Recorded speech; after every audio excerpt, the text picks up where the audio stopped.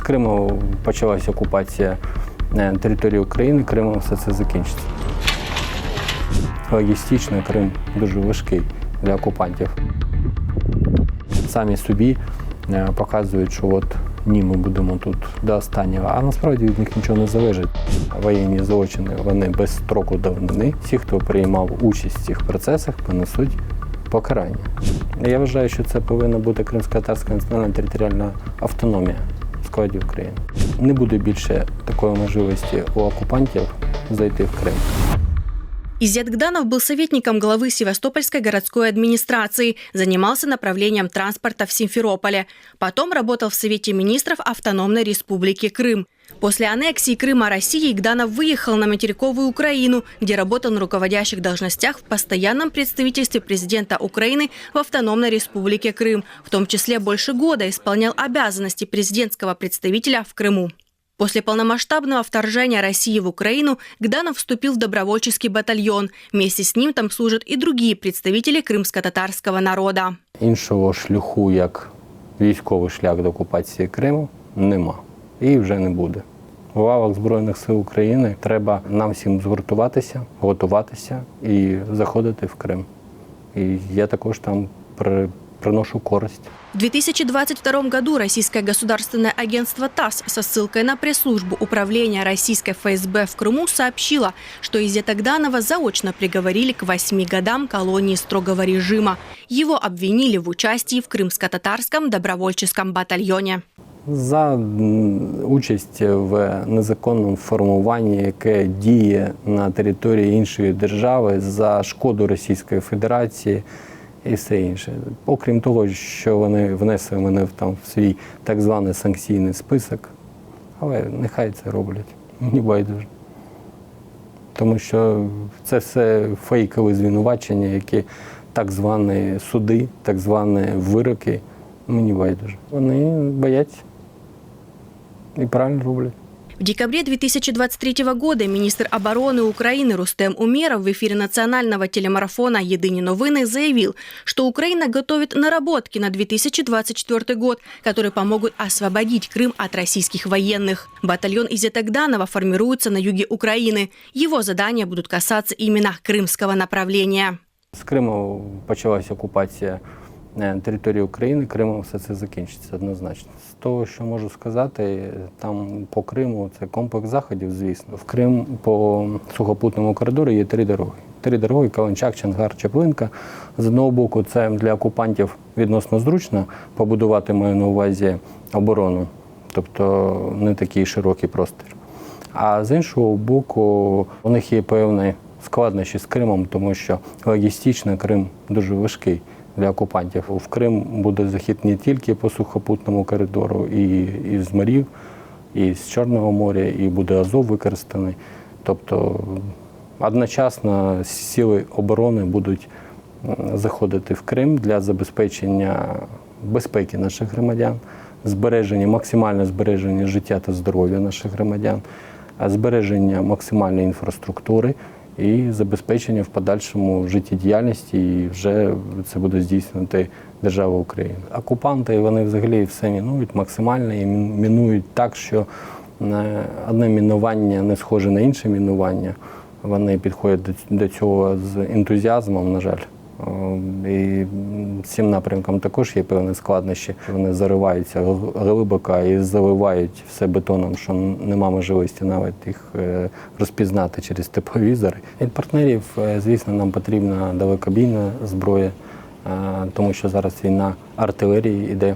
Ну і плюс сучасні технічні засоби, в тому числі і безпілотні, як морські, так і повітряні, для того, щоб ми якісно були набагато вищі, ніж окупанти. Тому що по кількості, звісно, у нас 1 к 7, тобто окупантів більше, але якісно мотивацію ми повинні бути набагато вище, ніж окупанти, для того, щоб перемогти.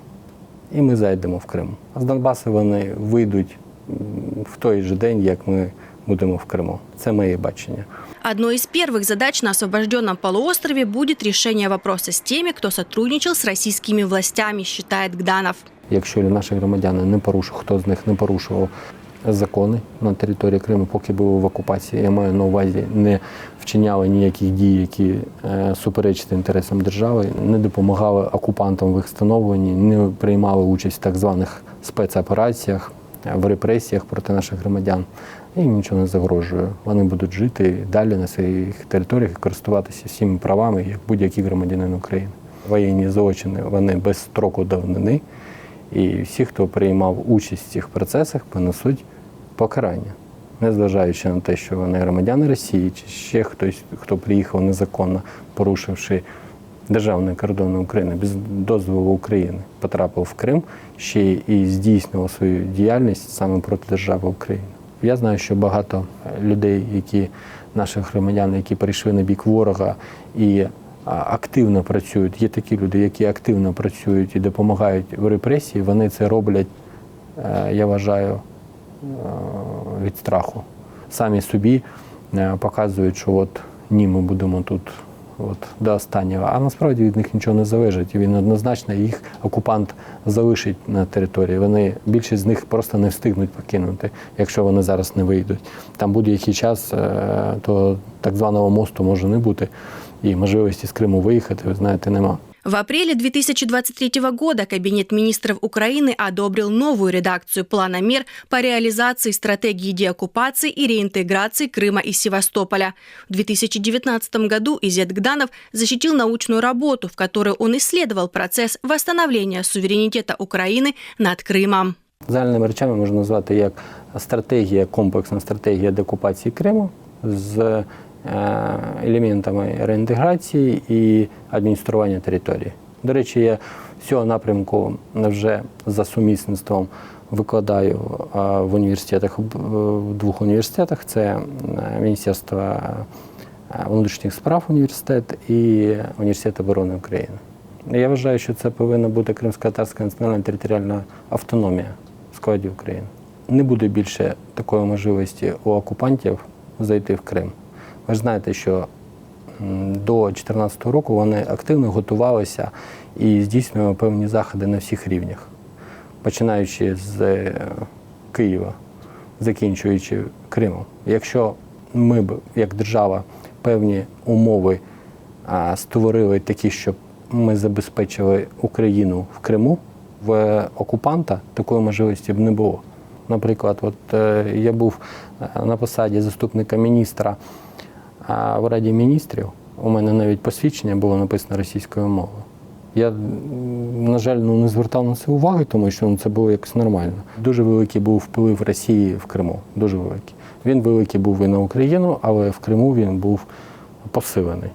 Знаходження незаконне, я вважаю, знаходження Чорноморського флоту, навіть і тоді, тому що там були певні обмеження по контингенту, але ці обмеження були нехтовані саме з боку Росії. І якщо вони, наприклад, мали там по документах 30 тисяч тримати контингент, вони тримали і 50, і більше незаконно.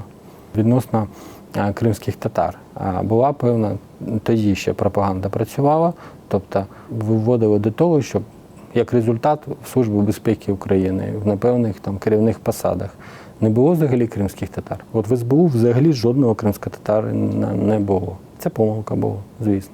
Наше завдання, щоб Крим був Україною. І права корінного народу, право на розвиток, право на збереження ідентичності було забезпечено саме державою України. І в цьому аспекті всі ці процеси зберігаються. Але це невід'ємна частина держави Україна.